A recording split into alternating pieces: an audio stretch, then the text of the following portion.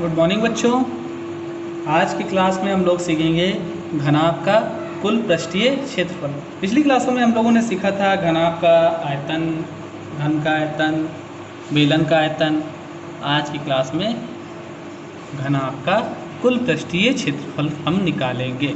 ठीक है, अब ये एक चित्र बना है घनाभ का, ठीक है, और इस चित्र को यहाँ पर इसको पूरा हम खोल दिया गया। ये ऊपर वाला पार्ट निकाल दिया गया है, ये इस तरह खोल दिया गया इधर, और इसका नीचे वाला पार्ट भी खोल दिया गया। उस आधार पर यहाँ पर इसका घनाभ का कुल पृष्ठीय क्षेत्रफल निकाला जाता है। तो पहला क्षेत्रफल, पहला पार्ट का क्षेत्रफल, फिर दूसरे पार्ट का क्षेत्रफल, तीसरे पार्ट का, चौथे पार्ट का, पांचवें पार्ट का, छठे पार्ट का, ये सारे क्षेत्रफल निकालते हैं। तो सारे यहाँ पर क्या बनते हैं, हमारे आयत बनते हैं। तो आयत के क्षेत्रफल जो होते हैं उनका हम लिख के ये फार्मूला निकाल लेते हैं। तो मेन आपको ये फार्मूला याद रखना है कि घनाभ का कुल पृष्ठीय क्षेत्रफल होता है 2 ब्रैकेट में लंबाई गुणे चौड़ाई प्लस चौड़ाई गुणे ऊंचाई प्लस ऊंचाई गुणे लंबाई। ये फार्मूला आपको कॉपी में भी लिखना है इस तरह, ठीक है। तो ये कॉपी में आपको घनाभ का कुल पृष्ठीय क्षेत्रफल आपको लिख लेना है। उसके बाद आगे एक फार्मूला आता है, तो ये फार्मूला पहले आपको लिखना है। दूसरा आता है कुल पृष्ठीय क्षेत्रफल भी बोलते हैं और इसको संपूर्ण पृष्ठीय क्षेत्रफल भी बोला जाता है। अगला है एक घनाभ का पार्श्व पृष्ठीय क्षेत्रफल निकालना है। तो पार्श्व पृष्ठीय क्षेत्रफल क्या होता है, ये देखिए, एक घनाभ का पार्श्व पृष्ठीय क्षेत्रफल यह होते हैं पहला, तीसरा, चौथा और पांचवा क्षेत्रफल। तो पहला क्षेत्रफल देखते हैं, ये है पहला, तीसरा, चौथा और पांचवा। इस साइड के जो ऊपर पार्ट खुलते हैं इनको हम नहीं लेते हैं पार्श्व में, ठीक है। तो 1, 3, 4 और 5 ये सारे क्षेत्रफल हम निकालेंगे। तो इस कंडीशन में हमारा कितना आएगा, 2l + b × h इसका पार्श्व पृष्ठीय क्षेत्रफल। तो इसको भी आपको कॉपी में नोट करना है ऐसे, ठीक है। एक घनाभ का पार्श्व पृष्ठीय क्षेत्रफल बराबर घनाभ का पार्श्व पृष्ठीय क्षेत्रफल बराबर कितना हो जाएगा, 2 ब्रैकेट में l + b × h, यानी कि आधार का परिमाप, आधार कुछ भी हो सकता है, ठीक है, वर्गाकार हो सकता है, तो आधार का परिमाप इंटू ऊंचाई, ठीक है। एक फार्मूला, एक ये फार्मूला आपको लिखना है। उसके अलावा एक फार्मूला और है, क्या है, आइए हम देखते हैं। ये देखिए एक फार्मूला ये भी लिखना है कि एक घनाभ का कुल पृष्ठीय क्षेत्रफल बराबर क्या होता है, पार्श्व पृष्ठीय क्षेत्रफल प्लस 2 गुणे आधार का क्षेत्रफल। इसको भी आपको कॉपी में लिखना है। उसके बाद आता है घन का कुल पृष्ठीय क्षेत्रफल। तो घन का कुल पृष्ठीय क्षेत्रफल क्या होता है, तो घन का कुल पृष्ठीय क्षेत्रफल होता है 6 गुणे l²। मीन्स ये लिखना है, इसको भी आपको कॉपी में, घन का कुल पृष्ठीय क्षेत्रफल बराबर 6 गुणे भुजा का स्क्वायर होता है। ये भी आपको लिखना है। घन का पार्श्व पृष्ठीय क्षेत्रफल, ये क्या आपको लिखना है, ठीक है।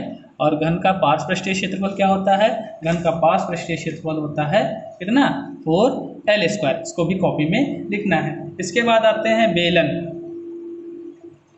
तो बेलन का हम क्या निकालेंगे, बेलन का भी हमें संपूर्ण पृष्ठीय क्षेत्रफल निकालना है। तो कैसे निकालेंगे, अब ये बेलन है, अब देखिए बेलन को, इसको ऊंचाई के अनुदिश इसको जो है खोल दिया जाता है। तो ये पार्ट पूरा खुलेगा, इधर का पार्ट खुलेगा, तो ये बन जाता है क्या, आयत बन जाता है, ठीक है, आयत बन जाता है। और नीचे क्या है, ये वृत्त है, तो ये इसकी परिधि होगी, ठीक है। तो ये इसकी लंबाई अगर हम देखेंगे तो इस आयत की लंबाई किसके बराबर होगी, परिधि के बराबर होगी। और जो इसकी ऊंचाई होगी वही इसकी क्या हो जाएगी, चौड़ाई हो जाएगी, ठीक है। तो इसका जो संपूर्ण पृष्ठीय क्षेत्रफल निकलता है वो क्या निकलता है, बेलन का संपूर्ण पृष्ठीय क्षेत्रफल बराबर, सिर्फ आपको फार्मूला लिखना है, क्या होता है, 2πr ब्रैकेट में r + h। एक ये फार्मूला आपको लिखना है। पार्श्व पृष्ठ क्षेत्रफल, तो पार्श्व पृष्ठ का क्षेत्रफल ये होता है, ये भी लिखना है 2πr × h, यानी 2πrh।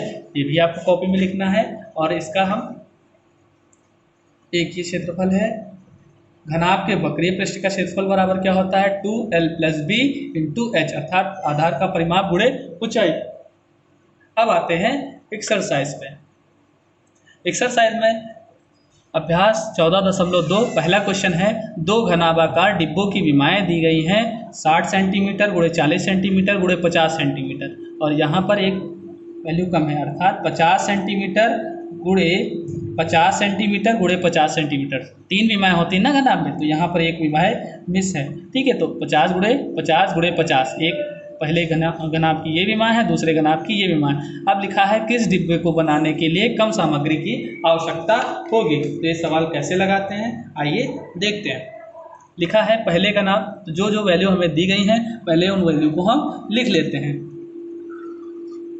पहले लिखेंगे पहले घनाभाकार डिब्बों की विमाएँ क्या दी है, 60 × 40 × 50, और दूसरे घनाभाकार डिब्बों की विमाएँ दी है 50 × 50 × 50। ठीक है, उसके बाद हम क्या लिखेंगे, पहले घनाभाकार डिब्बों के लिए आवश्यक सामग्री कितना होगा, उसके पृष्ठीय क्षेत्रफल के बराबर होगा, वो भी कुल पृष्ठीय क्षेत्र। भाई घनाभ आप बनाओगे, जैसे आपने घनाभ बनाया तो इसमें कितना सामान लगेगा, इसके कुल पृष्ठ, ऊपर नीचे बाएं दाएं सब तरफ से जितना भी है सारा मटेरियल जो होगा उसका हम यूज़ करेंगे, तो वो किसके बराबर होगा, कुल पृष्ठीय क्षेत्रफल के बराबर होगा। तो 2 ब्रैकेट में LP + BH + HL, तो LB की वैल्यू यहाँ L और B की वैल्यू L × B, लंबाई × चौड़ाई × ऊंचाई के रेशियो में यहाँ पर वैल्यू दी है, यानी कि इसी के माप में। तो इस लंबाई × चौड़ाई रखेंगे तो 60 × 40, यहाँ पर 40 × 50 रखेंगे। ठीक है, और H × L मतलब 50 × 60। ठीक है, अब इनको हम गुणा कर लेंगे तो कितना आएगा, 2400, इधर आएगा 2000, इधर आएगा 3000। उसके बाद इन दोनों को हम क्या करेंगे, जोड़ लेंगे, तीनों को हम जोड़ लेंगे तो कितना आएगा, 7400 आ जाएगा, और 2 × 7400 करेंगे तो 14800 सेंटीमीटर स्क्वायर। हाँ, ध्यान रखना है जितने भी वक्र पृष्ठ क्षेत्रफल या संपूर्ण पृष्ठ निकालते हैं, क्षेत्रफल हमेशा वर्ग इकाई होता है, अर्थात सेंटीमीटर स्क्वायर होता है, यूनिट बहुत ध्यान रखना है। उसके बाद दूसरे घनाभाकार डिब्बे के लिए आवश्यक सामग्री क्या हो जाएगी, घनाभ का कुल पृष्ठीय क्षेत्रफल, इसका भी हो जाएगा। तो दूसरे के लिए 50 × 50, 50 × 50 × 50 दिया गया था, तो यहाँ पर उसी अनुपात में हम यहाँ रख देंगे, लंबाई चौड़ाई के लिए 50 × 50, चौड़ाई ऊंचाई के लिए 50 × 50, और ऊंचाई और लंबाई के लिए 50 × 50। अब हम इनको गुणा करेंगे तो 5 को 5 से गुणा करेंगे 25, और 2 0 बढ़ जाएगा, इसी तरह तीनों में बढ़ेंगे। ठीक है, उसके बाद कितना हो जाएगा, 2500, 2500, 2500 जुड़ जाएगा, 7500 हो जाएगा।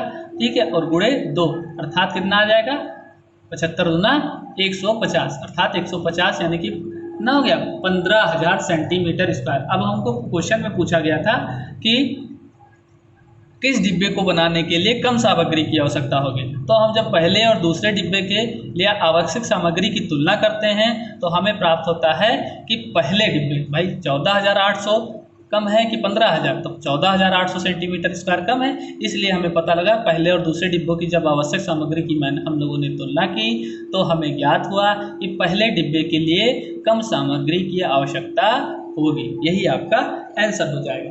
अगला क्वेश्चन आइए देखते हैं। अगला क्वेश्चन है तीसरा नंबर, लिखा है एक घनाभाकार कक्ष की आंतरिक माप 12 मीटर × 8 मीटर × 4 मीटर है।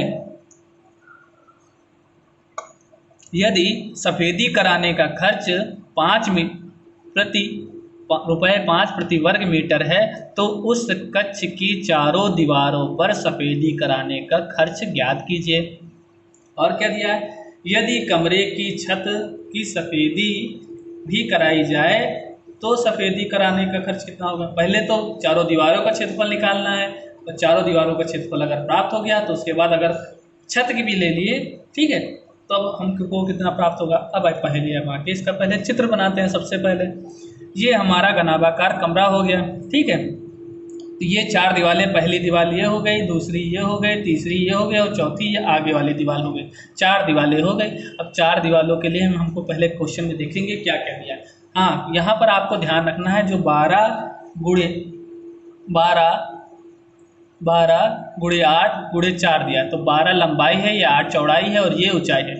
इससे पहले क्वेश्चन मैंने आपको बता दिया था कि ये चौड़ाई है, वो गलत है। ठीक है, चौड़ाई आपका क्या होगा, 12 ये हो गया, ये चौड़ाई हो गया, और ये कमरे की ऊंचाई होगी। ठीक है, ये कमरे की ऊंचाई होगी।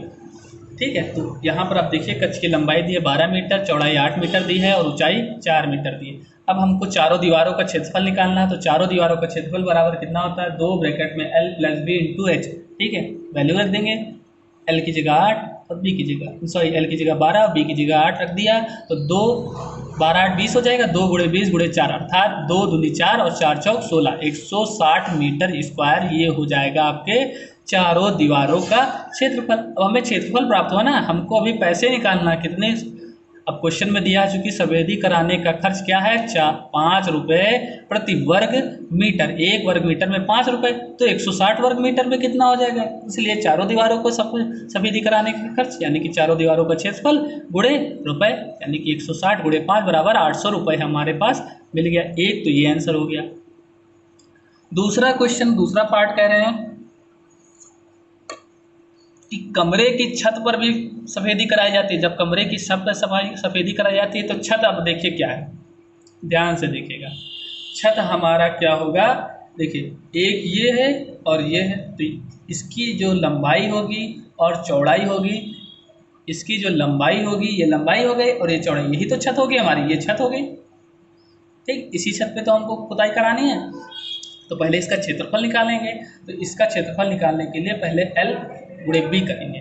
ठीक है, तो वही लिखा गया है, चूंकि कमरे की छत पर सफेदी किया जाता है, छत का पहले सबसे पहले क्षेत्रफल निकालेंगे L इंटू बी से, देन 12 गुणा 8 अर्थात 12 × 96 मीटर स्क्वायर, ये छत का क्षेत्रफल। अब छत पर 5 रुपये प्रति वर्ग मीटर की दर से कराया जाता है पुताई, तो उस कंडीशन में छत को सफेदी कराने का खर्च बराबर कितना हो जाएगा, छत का क्षेत्रफल गुणे रुपए, कितने रुपए, 5 रुपये। ठीक है, तो 96 गुणे 5 करेंगे तो 480 रुपये तो आ गया सिर्फ छत की सफेदी कराने का खर्च।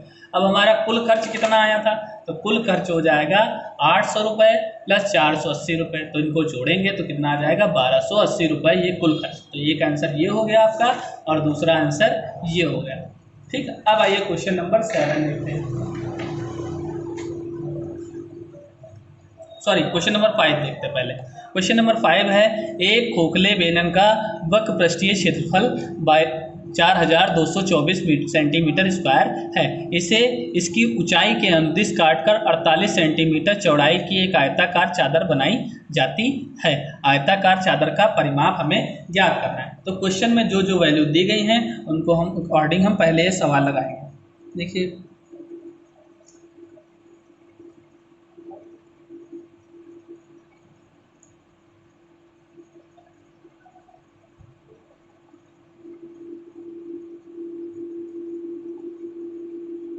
हाँ, क्या दिया है, इसका वक्र पृष्ठीय क्षेत्रफल दिया है, ऊंचाई दिया है, ऊंचाई क्या है इसके 48 सेंटीमीटर, इसके अनुदिश इसको काट दिया जाता है। खोखला बेलन है, खोखला, तो ये पार्ट इधर खुल जाएगा और इधर वाला पार्ट इधर, अर्थात ये कैसे खुल जाएगा, ऐसे देखिए, ये वाला पार्ट इधर, अब यहाँ बीच में था तो बीच से इधर खुलेगा तो ये इधर पड़ के ये पार्ट आ जाएगा। ठीक है, और इधर वाला ये पार्ट खुल जाएगा। ठीक, ये वाला पार्ट इधर खुल जाएगा, इधर वाला पार्ट इधर, तो ये खुल जाएगा, तो ये हमारी कुल दूरी हो जाएगी कितनी, देखिए ये वृत्त था तो वृत्त की परिधि के बराबर ये कुल दूरी हो जाएगी। समझ में आ रही बात। और यहाँ पर ये सेंटीमीटर जो ऊंचाई थी यही इसकी क्या हो जाएगी, चौड़ाई हो जाएगी। हमको परिमाप ज्ञात करना है तो पहले इसकी वैल्यू हमें ज्ञात करनी पड़ेगी। तो हमारे पास क्वेश्चन में दिया है खोखले बेलन का वक्र पृष्ठीय क्षेत्रफल बराबर 4224 सेंटीमीटर स्क्वायर। अब वक्र पृष्ठीय क्षेत्रफल होता क्या है, 2πr इंटू एच बराबर इतना हम मान रख लेंगे। ठीक,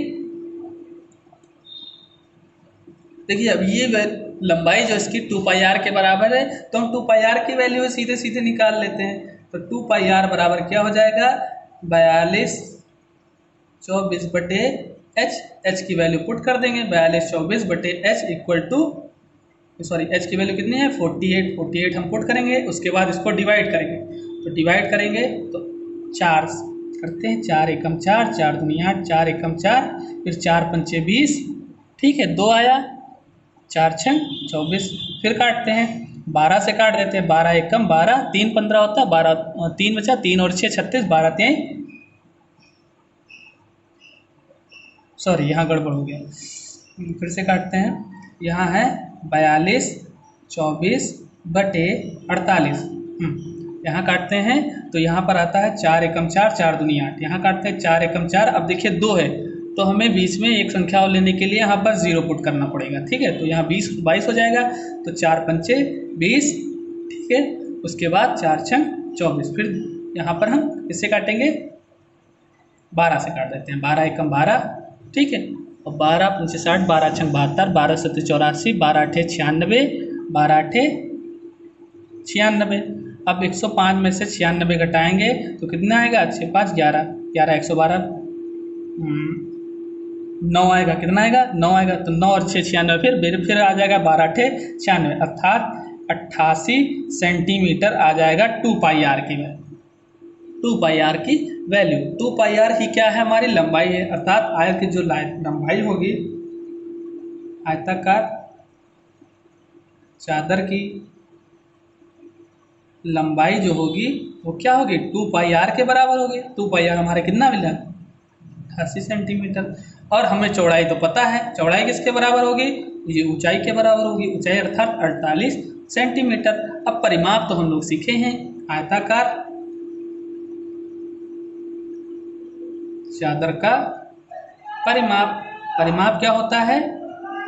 2 ब्रैकेट में लंबाई प्लस चौड़ाई, अर्थात 2 ब्रैकेट में 88 प्लस 48 गुणा करेंगे तो 2 गुणे हो जाएगा 8 8 16 और 8 4 12 और 1 13, 2 6 12 और 2 3 6 1 7 और 2 1 2 सेंटीमीटर इसका आंसर आएगा। 272 सेंटीमीटर आंसर आएगा। ठीक है, अब अगला क्वेश्चन देखते हैं। अगला क्वेश्चन कह रहा है कि एक भवन में 24 बेलनाकार खंबे हैं, प्रत्येक खंबे की त्रिज्या 28 सेंटीमीटर है और ऊंचाई 4 मीटर है। ठीक है, 8 रुपये प्रति वर्ग मीटर की दर से सभी खंभों के वक्रपृष्ठीय क्षेत्रफल पर पेंट कराने का खर्च ज्ञात कीजिए। तो कैसे करेंगे ये क्वेश्चन? देखिए, खंबे की त्रिज्या हमें दी है सेंटीमीटर में और यहाँ जो ऊंचाई दी है मीटर में, तो हम इसको सेंटीमीटर को मीटर में चेंज कर लेंगे, अर्थात 28 सेंटीमीटर बराबर क्या होता है? 0.28 मीटर। तो त्रिज्या हो गई, ये हमें ऊंचाई। अब क्वेश्चन में दिया है बेलनाकार खंबे का वक्रपृष्ठीय क्षेत्रफल निकाल लेंगे। क्यों निकालेंगे? क्योंकि उसके बाहर बाहर प्रिंट होगा ना, अब संपूर्ण पृष्ठ पे थोड़ी ना प्रिंट होगा। जैसे अगर बेलनाकार खंबा है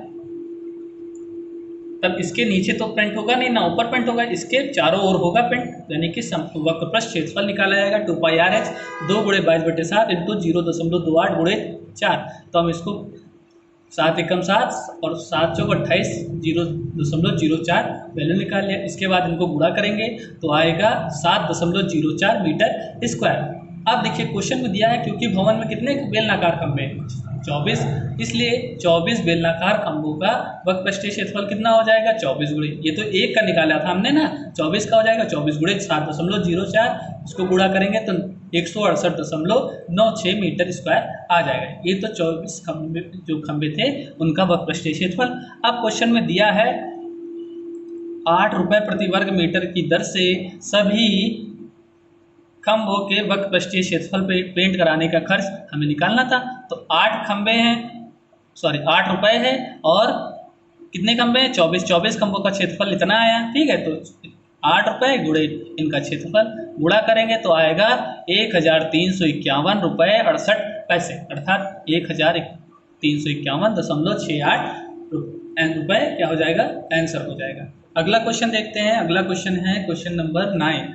लिखा है एक स्विमिंग पूल की लंबाई 20 मीटर है, चौड़ाई 15 मीटर और गहराई 4 मीटर है। इसके फर्श और दीवारों पर सीमेंट कराने का खर्च 42 रुपये प्रति वर्ग मीटर की दर से ज्ञात कीजिए। अब क्वेश्चन में जो जो दिया है वो हम लिख लेते हैं। स्विमिंग पूल की लंबाई दी है 20 मीटर, चौड़ाई दी है 15 मीटर, गहराई दी है 4 मीटर। क्या क्या दिया है? अब हमको कोई स्विमिंग पूल मान लीजिए ये है, ठीक है, ऊपर से, तो चारों दीवारों का पहले हमको पृष्ठीय क्षेत्रफल, चारों दीवारों का पृष्ठीय क्षेत्रफल अर्थात 2 ब्रैकेट में l+b इंटू एस से हम निकालेंगे। तो यहाँ पर वैल्यू पुट करेंगे, 2 ब्रैकेट में 20 + 15 गुणे 4 अर्थात 2 गुणे 35 गुणे 4 अर्थात 70 गुणे 4 अर्थात 280 मीटर स्क्वायर, ये चारों दीवारों का क्षेत्रफल। फर्श का भी क्षेत्रफल हमें ज्ञात करना है। क्यों? क्योंकि फर्श पे भी सीमेंट लगाई जाती है। ठीक है, तो फर्श का क्षेत्रफल क्या हो जाएगा? फर्श नीचे है ना, अब देखो लंबाई और चौड़ाई 2 चीज़ें होंगी, लंबाई गुणे चौड़ाई 20 गुणे 15 अर्थात 300 मीटर स्क्वायर फर्श का क्षेत्रफल हो गया। तो चारों दीवारों तथा फर्श का क्षेत्रफल, कुल क्षेत्रफल क्या हो जाएगा 280 + 300 अर्थात 580 मीटर स्क्वायर। क्वेश्चन में दिया है प्रति वर्ग मीटर पर सीमेंट लगाने का खर्च 42 रुपये है, इसलिए 580 वर्ग मीटर पर सीमेंट लगाने का खर्च कितना हो जाएगा 42 × 580 गुणा करेंगे तो 24,360 रुपये आपका आ जाएगा। यही जो आपका आंसर है। अब आइए देखते हैं होमवर्क आपको क्या करना है। होमवर्क में आपको अभ्यास 14.2 में पहला क्वेश्चन मैंने बता दिया है, दूसरा क्वेश्चन आपको करना है, तीसरा मैंने बता दिया है, चौथा आपको करना है, पांचवा मैंने बता दिया है, छठा आपको करना है, सातवां मैंने बता दिया, आठवां आपको करना है और नौवां मैंने बता दिया है, 10वां भी आपको करना है। सभी क्वेश्चन आपको अच्छी राइटिंग में करने हैं। मिलते हैं अगली क्लास में, तब तक के लिए थैंक यू।